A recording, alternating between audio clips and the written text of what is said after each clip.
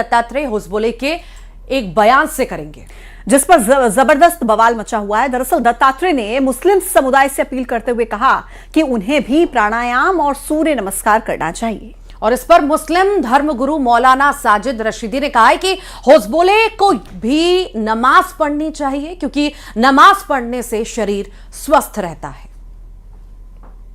धर्म वही है, धर्म का नियम सबके लिए लागू होता है। आप अपने अपने पंथ पर हैं, दुनिया में किसी भी देश के लोग पालन कर सकते हैं। अपने अपने पंथ को रखकर नमाज पढ़ने वाले हमारे मुस्लिम बंधु भी पर्यावरण की दृष्टि से नदी की पूजा करे तो क्या बिगड़ता है? वो सूर्य नमस्कार करे तो हम कोई विरोध करने वाले हैं क्या? वो प्राणायाम करेंगे तो गलत है क्या? नहीं है।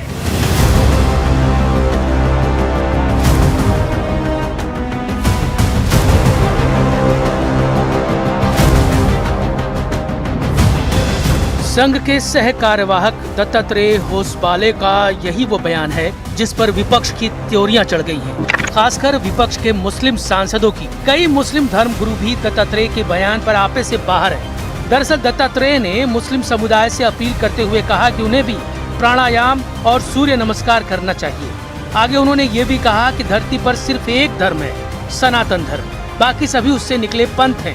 दत्तात्रेय ने कहा कि सभी को सनातन अपनाना चाहिए और सनातन को मजबूत करना चाहिए, क्योंकि जब तक सनातन धर्म रहेगा तभी तक ये धरती रहेगी। पहले उनका पूरा बयान सुनिए।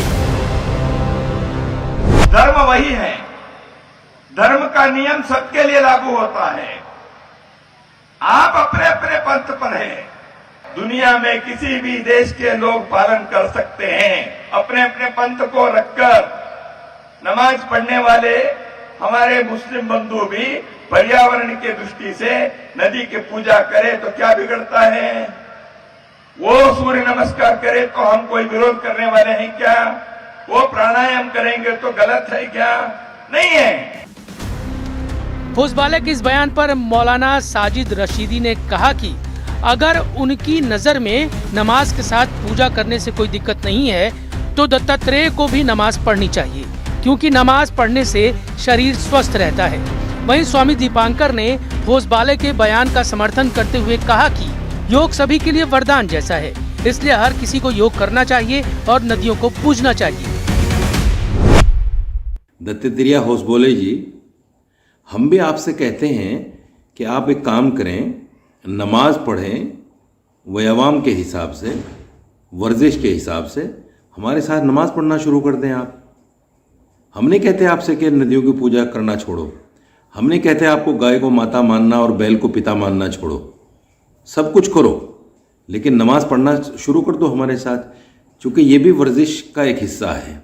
नमाज अपनी जगह है, इबादत अपनी जगह है, इससे वर्जिश भी होती है। निसंदेह मैं समझता हूं कि योग हर व्यक्ति के लिए, हर मनुष्य के लिए, चाहे वो हिंदू हो, मुस्लिम हो, सिख हो, ईसाई हो, सभी के लिए एक वरदान जैसा है। मैं समझता हूं जब यूनाइटेड नेशन कर सकता है तो भारत में कोई मुस्लिम या हिंदू क्यों नहीं?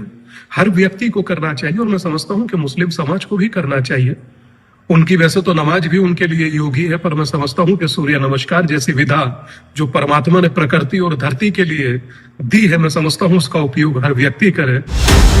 वहीं कांग्रेस सांसद प्रमोद तिवारी ने कहा कि धर्म के आधार पर फूट डाले बिना योग बहुत अच्छी चीज है, जबकि बीजेपी सांसद गुलाम अली खटाना ने कहा कि मुसलमानों को स्टीरियोटाइप से बाहर आना चाहिए।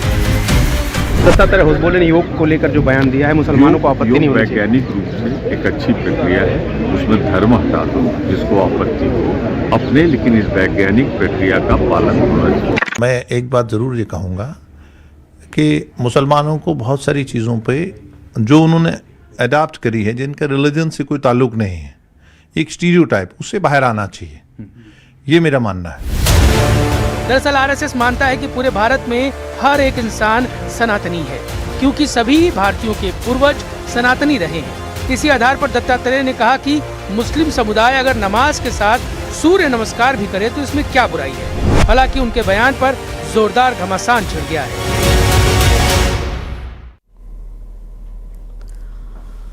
लोकसभा में वीबीजी रामजी बिल पास हो गया है और बिल पर विपक्ष का लोकसभा में हंगामा भी देखने को मिला। मंत्री शिवराज सिंह चौहान जब संसद में जवाब दे रहे थे तब उनके ऊपर बिल की कॉपी फेंकी गई। विपक्ष को जहां महात्मा गांधी का नाम मनरेगा से हटाए जाने पर ऐतराज है, तो वहीं बीजेपी ने भी कहा कि वो महात्मा गांधी का सम्मान करती है। जो सदैव विरोध में ना के मेरे विचार में निर्णय हाँ वालों के पटवा अनुसूचित। लोकसभा में विकसित भारत जी राम जी बिल पास हो गया है। विपक्ष के हंगामे के बीच वीबी जी राम जी बिल पास हुआ और अब राज्यसभा में पेश किया जाएगा। मेरे विचार में निर्णय हाँ वालों के पटवा खंड 2 से 37 विधेयक का अंग बना। प्रस्ताव करता हूँ कि इस विधेयक को सभा द्वारा पारित किया जाए। प्रश्न ये कि विधेयक को पारित किया जाए। जो सदस्य के पक्ष में हाँ गए, जो सदस्य विरोध में ना गए, मेरे विचार में निर्णय हाँ वालों के पक्ष प्रस्ताव स्वीकृत हुआ, विधेयक पारित हुआ। वीबी जी राम जी बिल पर विपक्ष का लोकसभा में हंगामा भी देखने को मिला। लोकसभा में शिवराज सिंह के ऊपर बिल की कॉपी फेंकी गई। दरअसल विपक्ष ने बिल की कॉपी फाड़कर शिवराज सिंह पर फेंकी थी। ये वाकया उस वक्त हुआ जब विकसित भारत जी राम जी बिल पर शिवराज सिंह संसद में जवाब दे रहे थे। हालांकि शिवराज सिंह चौहान ने महात्मा गांधी को आदर्श बताया। सबसे पहले मैं पूज्य बापू के चरणों में प्रणाम करना चाहता हूँ। बापू हमारी श्रद्धा है, बापू जी हमारे आदर्श हैं, बापू हमारी प्रेरणा है, बापू हमारा विश्वास है। विपक्ष जी राम जी बिल को लेकर सरकार पर आक्रामक है। विपक्षी नेता ने बिल के स्वरूप पर तो सवाल नहीं खड़े कर रहे हैं, लेकिन नाम पर सवाल उठा रहे हैं। माननीय अध्यक्ष महोदय, सुरक्षित रखने का काम हमने इस विधेयक में किया है। पहले एक्रोनिम बाद में नीति, और आज हम मिसाल देख रहे हैं, पहले शांति और दूसरा जी राम जी। हालांकि वो एक्रोनिम मेरे नाम से जुड़ता है, उसका मैं विरोध करूंगा बाद में। मकसद एक ही है कि उस कानून को कत्ल कर दिया जाए, खत्म कर दिया जाए। कौन सी ऐसी भारत में रियासत है जिसके पास पैसे है, बताइए आप। मार्च के महीने में हर रियासत अपना बजट बनाएगी, कौन सी रियासत के पास पैसा है? तो ये मालूम हो रहा है कि सरकार गरीबों के खिलाफ है, गुर्बत का खात्मा नहीं करना चाहती। विपक्ष की आदत शोर मचाओ और भागो। आज तो उन्होंने बिल की प्रतियां भी फाड़ दी, कागज उड़ा दिए। जिस प्रकार से शिवराज सिंह चौहान जी ने पूरी कांग्रेस पार्टी को इस बिल पे बेनकाब किया है। 100 दिन काम मिलता था गरीब लोगों को, 125 दिन हो गया। प्रस्ताव करता हूँ कि इस विधेयक को सभा द्वारा पारित किया जाए। वीबी जी राम जी बिल पर लोकसभा में भारी हंगामे के बीच पास हो गया। अब इसे राज्यसभा में पेश किया जाएगा। वहीं बिल के नाम को लेकर विपक्ष भी लगातार हमलावर है। Bureau report, news 18। मेरे विचार में निर्णय हाँ वालों के पटवा।